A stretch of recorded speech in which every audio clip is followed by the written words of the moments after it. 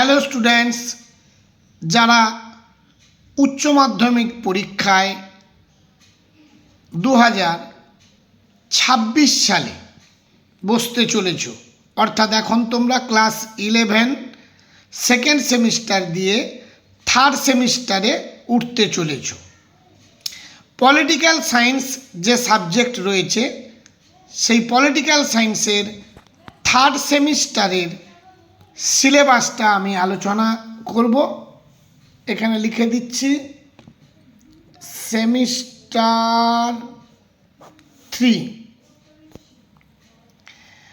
Political সায়েন্সের semester 3 পুরোটাই হচ্ছে এমসিকিউ প্রশ্ন হবে তোমাদের।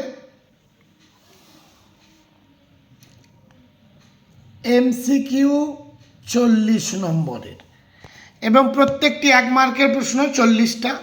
তবে এবারে কিন্তু তোমাদের স্কুল থেকে আর কিন্তু কোনো প্রশ্ন হবে না, এবারে কাউন্সিল থেকে কিন্তু প্রশ্নপত্র তৈরি হবে থার্ড এবং ফোর্থ সেমিস্টার, যেটা তোমাদের বাইরে অন্য স্কুলে গিয়ে পরীক্ষা দিতে হবে। এবারে কিন্তু আর ক্লাস 11-এর মতো সেই আমাদের স্কুলে তো বলে দিয়েছে 60টা প্রশ্ন এমসিকিউ, তার মধ্যে 40টা আসবে, এইভাবে শুনতে পেয়েছিলাম, সে এখন আর কিন্তু উপায় নেই। তাই এখন থেকে অনেকগুলো ইউনিট, তার আন্ডারে সাব টপিক অনেক আছে, সেগুলো তোমাদের কিন্তু ভালোভাবে তৈরি করতে হবে। এবং এর পরবর্তী ভিডিওতে আমি 100% কমনযোগ্য প্রতিটি চ্যাপ্টার থেকে কিভাবে এমসিকিউ প্রশ্ন আসবে তা দেব। তোমরা চ্যানেলটিকে সাবস্ক্রাইব করে পাশের বেল আইকনটি ক্লিক করে রেখো, যাতে নতুন কোনো ভিডিও আপলোড করলে সঙ্গে সঙ্গে তার নোটিফিকেশান পেয়ে যাবে। সিলেবাসটি বাংলা এবং ইংরেজি দুটো ভার্সানেই লেখা আছে তোমাদের সুবিধের জন্য। তাই unit 1 international relations in the post second world war period, অর্থাৎ দ্বিতীয় বিশ্বযুদ্ধ পরবর্তী সময়ে আন্তর্জাতিক সম্পর্ক। কোল্ড ওয়ার এরা, ঠান্ডা লড়াই যুগ। বাইপোলারিটি অ্যান্ড এন্ড অফ বাইপোলারিটি, দ্বিপাক্ষিকতা এবং দ্বিপাক্ষিকতার সমাপ্তি। নন অ্যালায়েন্ড মুভমেন্ট, অর্থাৎ জোট নিরপেক্ষ আন্দোলন। এবার চলে আসলাম ইউনিট 2-তে, ইন্টারন্যাশনাল অর্গানাইজেশনস অ্যান্ড ইনস্টিটিউশনস, অর্থাৎ আন্তর্জাতিক সংগঠন ও প্রতিষ্ঠানসমূহ। United Nations aims and principles, জাতিসংঘ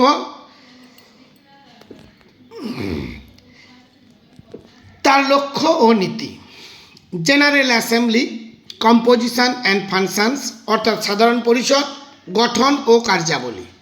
security Council composition and functions, নিরাপত্তা পরিষদের গঠন ও কার্যাবলী।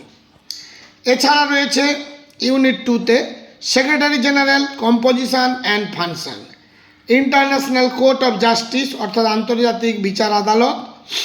এজেন্সিজ ইউনিসেফ, ইউনেস্কো, হু। World bank of international monetary fund, যাকে আমরা IMF বলি, অর্থাৎ বিশ্ব ব্যাংক আন্তর্জাতিক মুদ্রা তহবিল। এরপরে চলে আসছি unit 3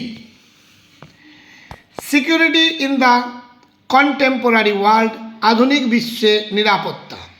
traditional security, internal and external, প্রথাগত নিরাপত্তা, অভ্যন্তরীণ ও বাহ্যিক।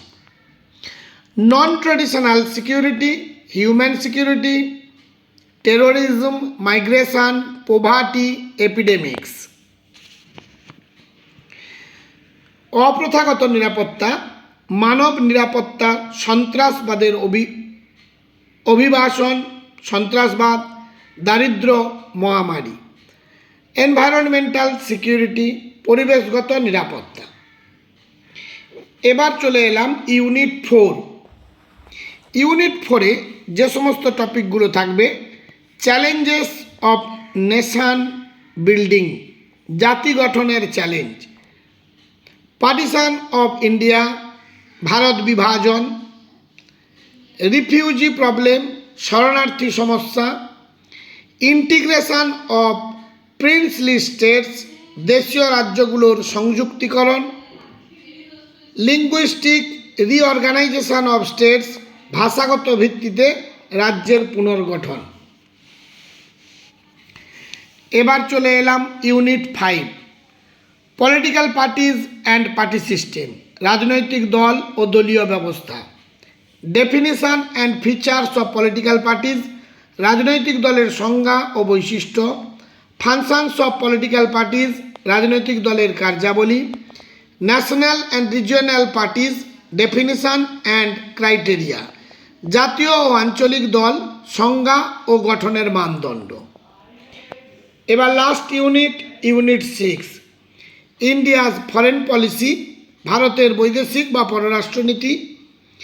India and her neighbours, Sri Lanka, Pakistan, Bangladesh, Nepal, Bhutan, Maldives. ভারত ও তার প্রতিবেশী দেশসমূহ। Major powers, US, Russia and China. প্রধান শক্তিগুলো যুক্তরাষ্ট্র, রাশিয়া এবং চীন। India's nuclear policy, Pokhran 1, Pokhran 2, PTBT, CTBT, NPT. অর্থাৎ ভারতের পারমাণবিক নীতি পোখরান 1, পোখরান 2 এবং পিটিবিটি, সিটিবিটি, এনপিটি। এই হলো তোমাদের পলিটিক্যাল সায়েন্স বা রাষ্ট্রবিজ্ঞানের মোট বিষয়বস্তু সমূহ।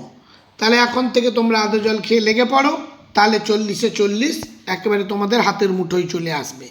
আজ তাহলে এই পর্যন্ত, তোমরা দেখতে থাকো প্রতিটি সাবজেক্টের তোমাদের প্রথমে সিলেবাস এবং তারপরে অধ্যায়ভিত্তিক প্রশ্ন আলোচনা করব।